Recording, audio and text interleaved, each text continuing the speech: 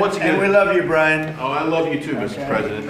I've always said he's a good man. Well, I appreciate that. I've always said you've tackled the three M's: mortgage, munchkins, and marriage. You've solidified all of those. I'll add motor vehicles to that now. My question, I got one about consumer confidence. We just came off on the record high Black Friday, up 9.1%. Highest ever, biggest amount ever purchased in one day. Yep. Which I think counters this narrative of affordability, because apparently the Americans are spending money. So I want to see, how do you view that for a consumer confidence being so high going into Christmas and going into next year? And I do have one for the auto group after you. Yeah, I just think that we have tremendous confidence in the country. You know, one of the things in terms of confidence, if you go back a year and a half, you know, it's amazing, we're like into 10 months already, but you go back a little bit before the election, because after November 5th, it started changing rapidly, even though we weren't running it until January 20th. But when you look back and you look at the enlistment of soldiers, people that wanted to join the military, the Army, Navy, Air Force, Marines, Coast Guard, it's like booming, it's all Space Force. But we had the worst recruitment in the history of our country. A year later, we have the greatest recruitment in the history. You can't even get in. Getting in is like getting into a top college that you couldn't get in. People want to be in the service now, and that includes the police and firemen, other things. You couldn't hire police, you couldn't hire anybody in the Army or the Navy. You couldn't get people in, and we now have gone from that to record recruitment. We're getting high quality people, amazing people, wanting to be in the military. They have a spirit now, you know, call it what you want, but that's part of it. But they have great spirit now. It's a great thing. Go ahead, ask your second question. Okay, my second question, I've got a lot of close family friends that are in the automotive business, own dealerships all across Southern California. They sent me a question to ask you. There's a thing called a mileage blocker that is installed on vehicles. It's a type of a computer chip which alters the actual mileage driven on the vehicle, so that when you have a leased vehicle that's turned in, they're losing thousands of dollars. They've got to go chase down these manufacturers. What can we do to track down these manufacturers of this illegal computer chip that's really hurting the automotive industry? Have you heard about this? Yes, sir. They're getting built in China, and most of them are coming out of Great Britain, sir. They're being distributed through China, through distributors selling them online through Great Britain. Yes, sir. Wow, that's not so good. What do you think? Oh, look at that. Bernie, do you know anything about that? It works on older vehicles, and obviously, well, we got to do a better job. Yeah, I think it's something I've never heard of it. Very good. We never heard of it. That's pretty good. Mr. President, you released video of that first boat strike on September 2nd, but not the second video. Will you release video of that strike so that the American people can see for themselves what happened? I don't know what they have, but whatever they have, we'd certainly release. No problem. You know, we stopped every boat we knock out. We save 25,000 American lives. That's right. And if you look at our numbers, the drugs coming in through sea are down 91%. I'm surprised there's 9%. You want to? I don't know who's doing the 9%, but it's down 91%, and we're going to start very soon on land, and I'm sure you're thrilled to hear that. So on Ukraine, Steve Witkoff and Jared Kushner were there last night with Vladimir Putin. Can you give us an update about those talks? It sounds from what the Kremlin is saying that they're not going to compromise. Can you tell us what you've... I don't know what the Kremlin's doing. I can tell you that they had a reasonably good meeting with President Putin. We're going to find out.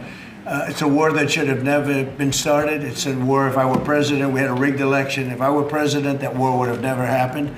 It's a terrible thing. But I thought they had a very good meeting yesterday with President Putin. We'll see what happens. It's, you know, when I was in this office and I talked about no cards, I said, you have no cards. That was the time to settle. I thought that would have been a much better time to settle. But they, in their wisdom, decided not to do that. They have a lot of things against them right now. But you have President Putin had a very good meeting yesterday with Jared Kushner and with Steve Witkoff. What comes out of that meeting, I can't tell you, because it does take two to tango. You know, Ukraine, I think we have something pretty well worked out with them. They're very satisfied, considering. But the sad part is if I were president, no war would have ever happened. They would have had 100% of their territory. Nothing would have happened. It's a very sad situation. So think of this. Last month, 27,000 soldiers. 27. That's like you take a stadium, a football stadium, not an arena, and you cut it in half. 27,000 people died, mostly young soldiers, died last month, in 1 month. And that's the only reason I'm involved. You know, we're not spending any money in the war. We're selling to NATO. We're not being ripped off like we were under Biden. Biden was handing everybody everything we had, giving them all the missiles, everything they wanted, free, no charge. Or just he had no idea what he was doing. They're paying top dollar, full price for everything. Goes to NATO, and then NATO distributes it. NATO pays us. So it's not money. We would all, I think I can speak for everyone behind here. The politicians I know and the auto manufacturers are good people. They don't want to see 27,000 people die for no reason whatsoever. And that's the only reason I'm trying to help. Yeah, please. Mr. President, switching to Venezuela for a second. Have you checked back with President Maduro? I mean, is your pressure campaign working? And do you think, how's he responding to your demand that he leave the country? It's not pressure campaign, it's much beyond that, I think. But I spoke to him briefly, just told him a couple of things. We'll see what happens with that. Venezuela sends us drugs, but Venezuela sends us people that they shouldn't be sending. They emptied their prisons into our country. They sent us killers, murderers. They sent us drug dealers at the highest level. They sent us gang members. They sent us people from their mental institutions. They emptied their mental institutions into our country. And so did other countries, because we had stupid people running this country, really stupid people. And I think probably you had some stupid ones and you had some smart ones, but there were bad people too. Because not all of them were stupid. You can't cheat on elections like they did and be stupid, okay? Did you talk to him a second time or just that one time? What's that? To Maduro, did you speak to him again?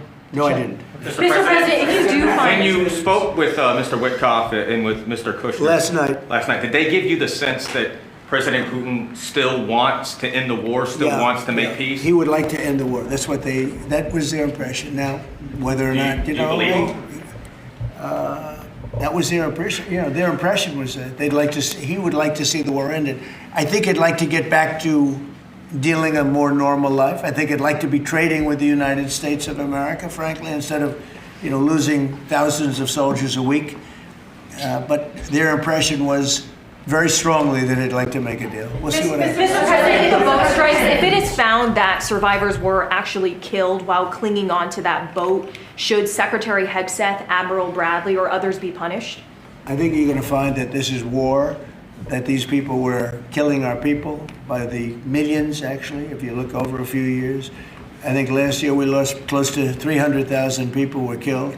That's not mentioning all the families. Have you seen what happens with the families of not only the people killed, the people that are trying to get their son or their daughter off of this poison that they've been fed? I think you're going to find that there's a very receptive ear to doing exactly what they're doing, taking out those boats. And very soon we're going to start doing it on land too, because we know every route, we know every house, we know where they manufacture this crap, we know where they put it all together. And I think you're going to see it very soon on land also. Yeah, please. So to be clear, you support the decision to kill survivors after the initial No, I strike? support the decision to knock out the boats. And whoever's piloting those boats, most of them are gone. But whoever are piloting those boats, they're guilty of trying to kill people in our country. Yeah, please. The House Judiciary Committee has subpoenaed Jack Smith to ask about his investigation of you. I wondered, for a deposition, I wondered if you'd prefer to see that as a hearing so that the American public can see the questions and the responses more easily. I'd rather see it probably at a hearing. Look, Jack Smith is a thug. He's a failed prosecutor. He's a bad man. He's an evil man. He hurt a lot of people. Forget about me. I do this stuff, but I got indicted many times by a guy that they were dismissed. He's a bad guy. He's a sick man. There's something wrong with him, actually. I think Jack Smith is a sick man. There's something really wrong with him. I'd rather see him testify publicly because there's no way he can answer the questions. But Biden knew this was going along. Kamala knew it was going along. And there's a lot of things happening right now that they don't like. One of the things is the auto pen. Everything he signed, almost, with the exception of the pardon of his wonderful son, Hunter, just about everything he signed was not signed by him. He had no knowledge of it. He didn't know what it was. People sitting around the beautiful Resolute desk knew exactly what it was. And those people are guilty, in my opinion, of a major crime.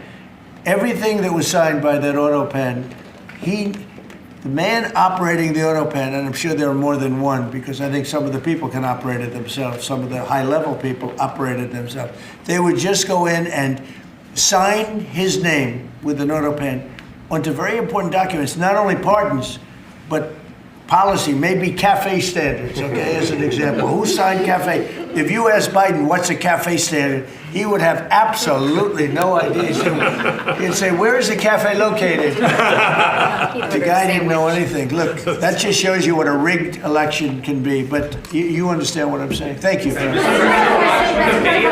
You've had conversations with... I did, with Jensen. Right, so... Smart man.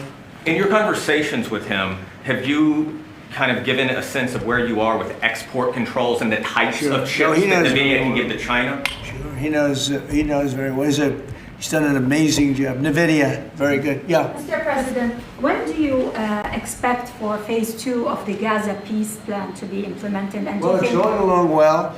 You know, they had a problem today, I understand, with a bomb that went off and hurt some people pretty badly, probably killed some people. They're telling me it just happened. But it's going on very... We have peace in the Middle East. People don't realize it. We have tremendous support. 59 countries. There's tremendous support.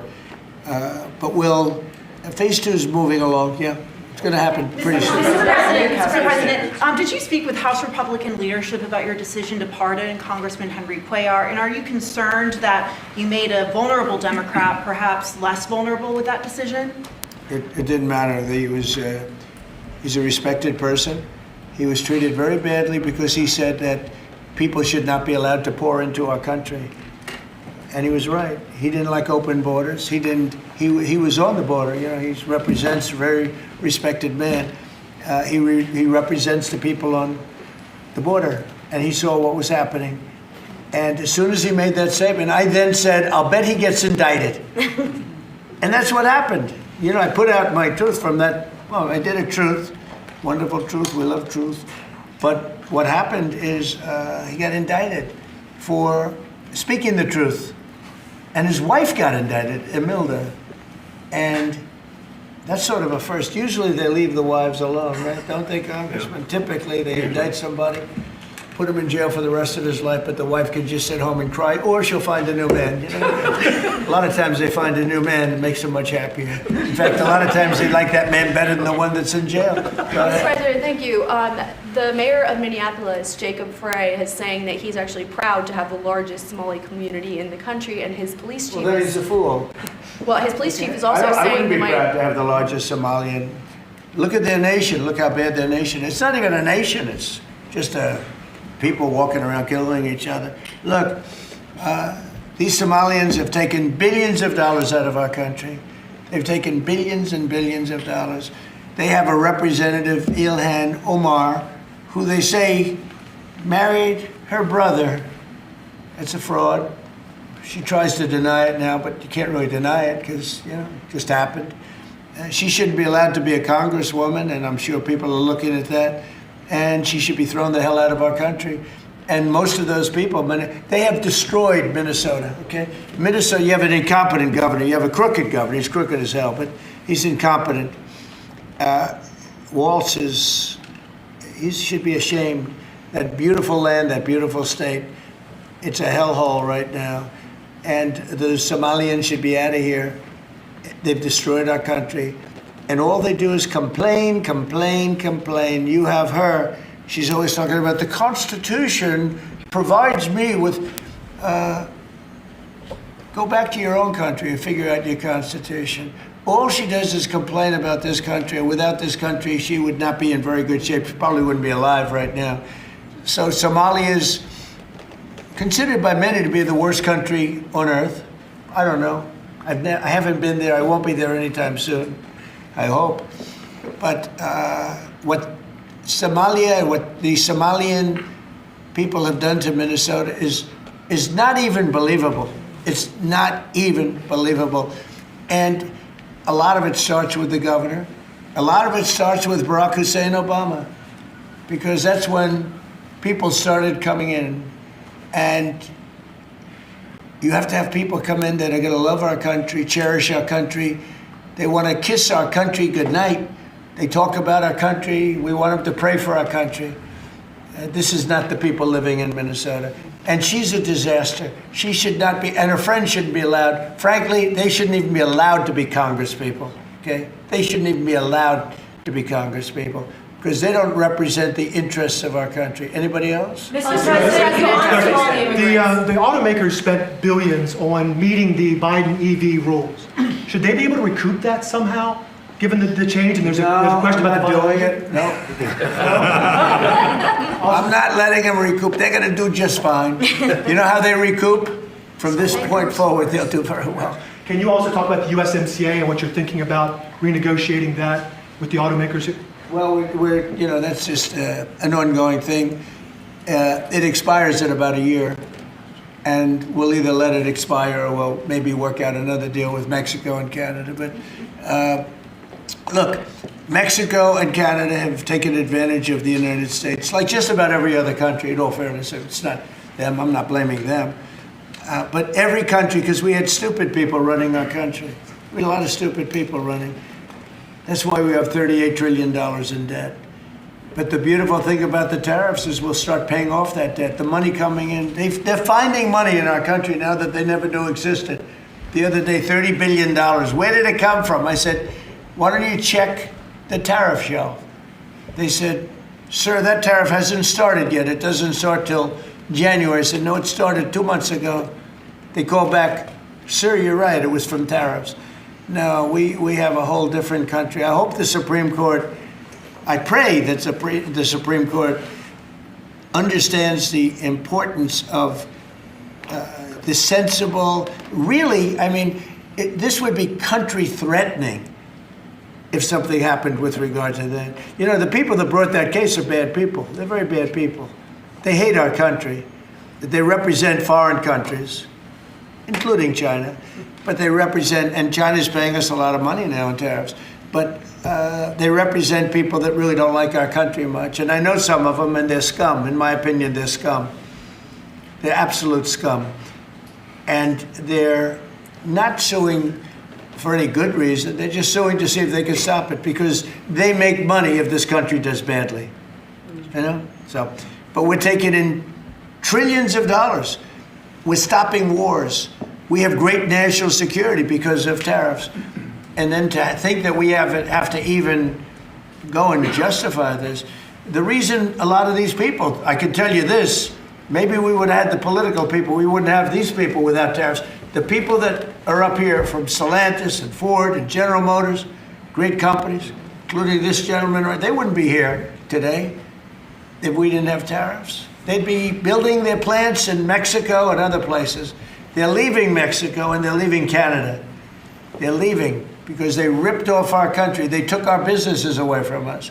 And now because of tariffs, they're all coming back. So it's a great thing. Thank you very much, everybody. Mr. President, you call Somalians garbage. What about saying thank you?